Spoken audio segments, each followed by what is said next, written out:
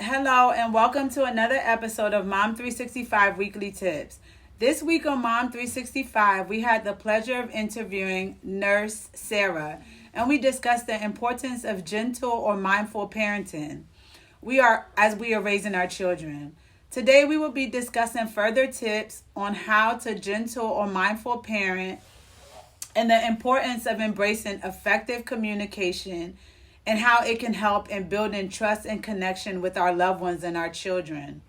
I'm grateful to be able to say I had a chance to experience some gentle parenting growing up from my mom, which at the time I'm sure we were not even aware that that's what it was. It was just her nature to be soft and kind, and I appreciated it sometimes growing up.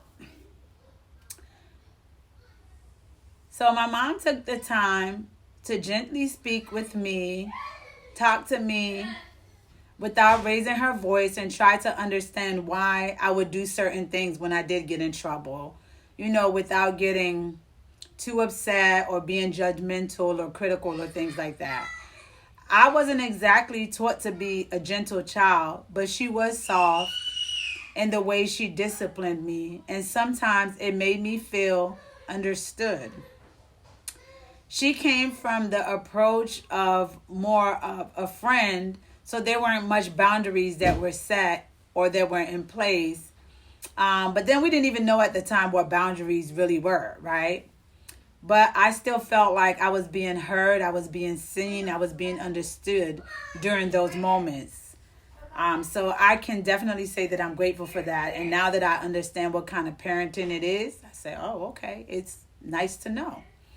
Now, my dad, on the other hand, was a disciplinary, which meant when I got in trouble, I'm getting a whooping, I'm getting punishment, I'm getting yelled at, and sometimes it probably was definitely necessary because I was a stubborn and rebellious child, but he didn't have time to be sitting there reasoning with no child. That was definitely not what it was going to be. He was definitely old school. But then again, if my parents knew about gentle parenting, they could have taught me it early on, and things probably would have been different. Maybe I wouldn't have challenged things as much because I would have always felt seen, heard, and understood during the times that I would get into trouble. We'll be able to talk about it. But I guess during that time, it was necessary to have a balance, and, I can appreciate it.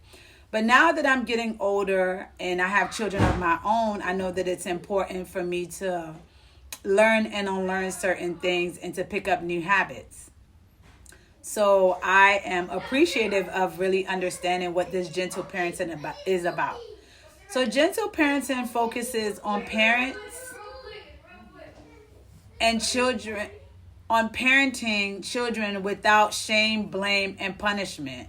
This style of parenting is centered around collaboration between parents and children. The focus is on creating an environment of safety, loving responsiveness, and respect for the child as an individual.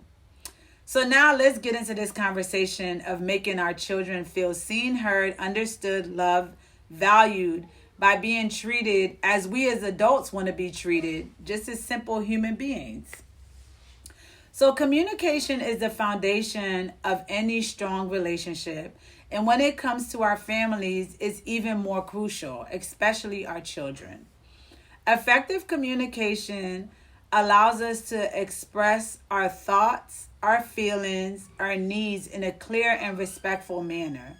It creates a safe space for open dialogue, and it promotes understanding and empathy.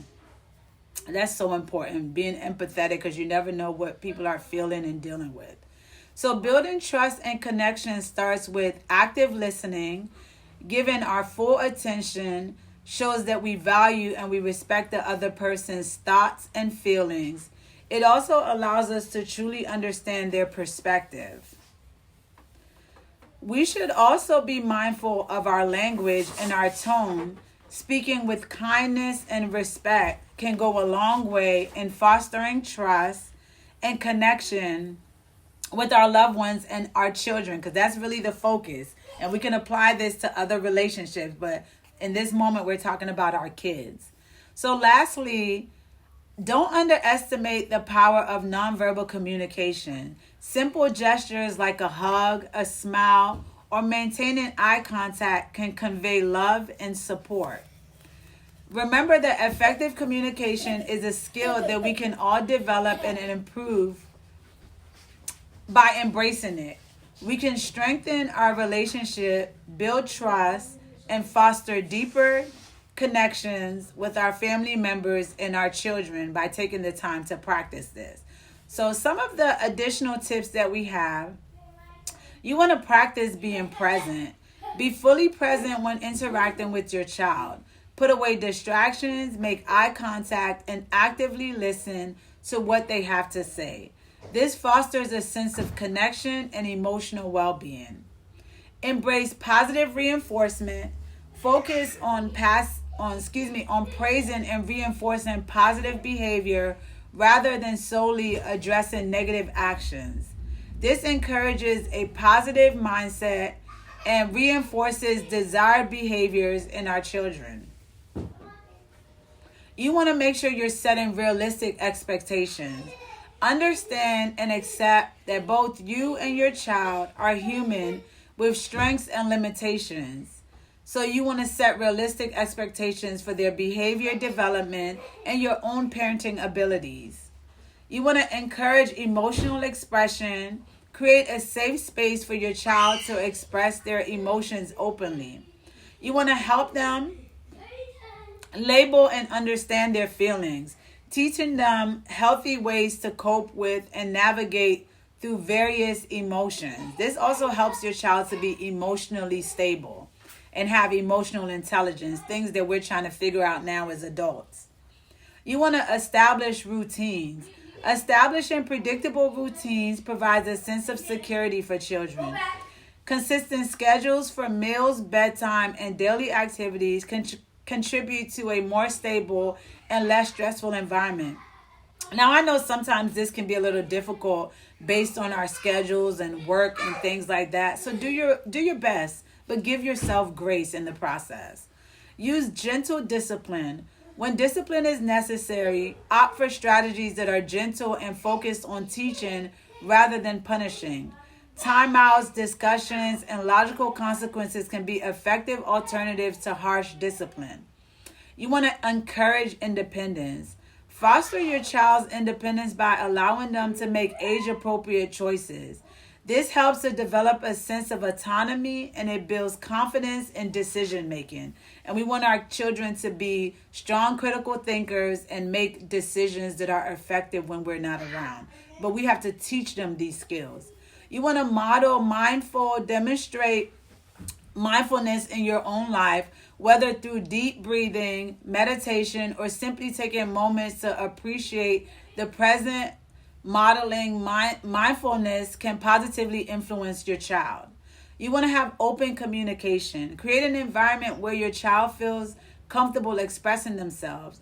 Encourage open communication by being approachable, non-judgmental, genuinely interested in what your children have to say. It's important. You want to teach them problem-solving skills. Guide your child in developing problem-solving skills instead of always providing solutions. You want to encourage them to critically think and find resolutions to challenges that they may encounter. You want to also offer your children choices. Provide your child with choices whenever possible. This empowers them and allows them to feel a sense of control, reducing potential power struggles. We don't want to power struggle with our children, not at all. You want to prioritize self-care. Take care of yourself to be the best parent you can be. Recognize when you need a break. Ask for support when it's necessary. And engage in activities that bring you joy and relaxation. All of this is helpful in the process. So gentle and mindful parenting involves cultivating a nurturing and supportive environment that fosters a strong parent-child connection. Remember that every child is unique and there is no one-size-fits-all approach to parenting. Adjust these tips based on your child's individual needs and your family's dynamics. But the most important thing is that we're making sure that our children are being seen, they're being heard, they feel loved, they feel valued, and they feel like their feelings matter. Help them to navigate their emotions. Even we as adults, sometimes we have issues with navigating our own emotions and our feelings, and we're still trying to learn how to process certain things. So we got to give our children grace as well. We got to understand that they're little people, they're little humans, right? Everything that we feel, they feel too. They get upset, they get mad, they get frustrated, so you have to allow them room to grow and experience the things that they need to experience, but also be there to guide them through the process so that they can make sense of the things that they're feeling. So the goal is not to shame them. The goal is not to criticize them.